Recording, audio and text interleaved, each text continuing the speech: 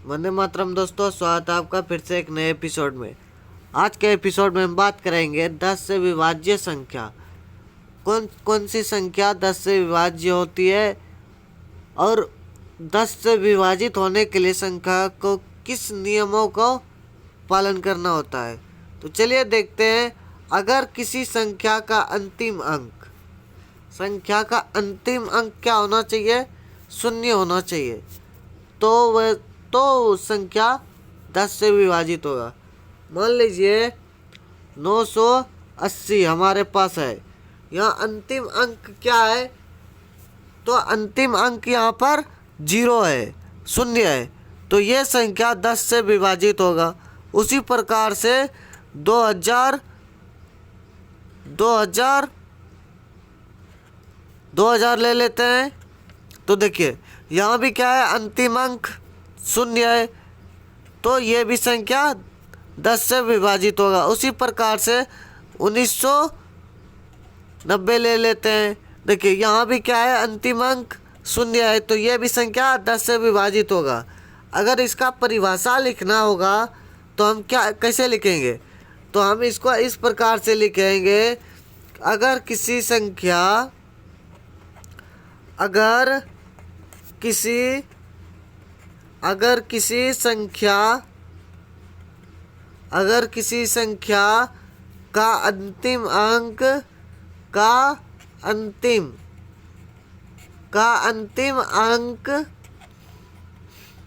का अंतिम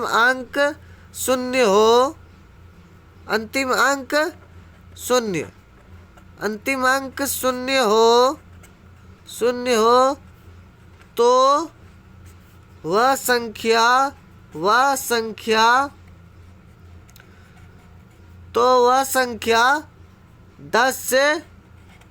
10 से विभाज्य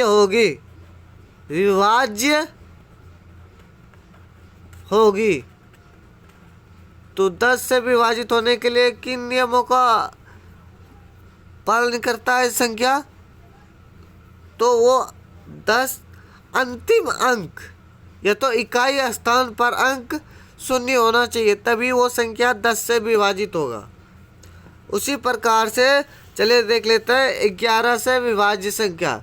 कौन सी संख्या 11 से विभाजित होगा? तो मान लेते हैं कोई संख्या हम यहाँ पर ले लेते हैं, जैसे कि 11 92 12, ये एक संख्या है। दूसरी संख्या ले लेते हैं 78 15 17। देखिए यहाँ क्या है, इसमें सम स्थान और विषम स्थान महत्वपूर्ण है। सम स्थान संख्या का योग और विषम स्थान के संख्याओं का योग। विषम स्थान क्या हुआ? 1 3 5।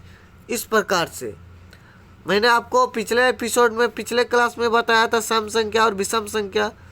उसी प्रकार से यहाँ संख्या के जगह पर स्थान का प्रयोग किया गया है। विषम स्थान क्या हो गया? तो 1 जोड़ 9 जोड़ 2 क्या हो गया? तो 9 और 2 11 के बराबर हो गया। और सम स्थान देखिए 7 और 2 क्या हुआ? 7 और 2 11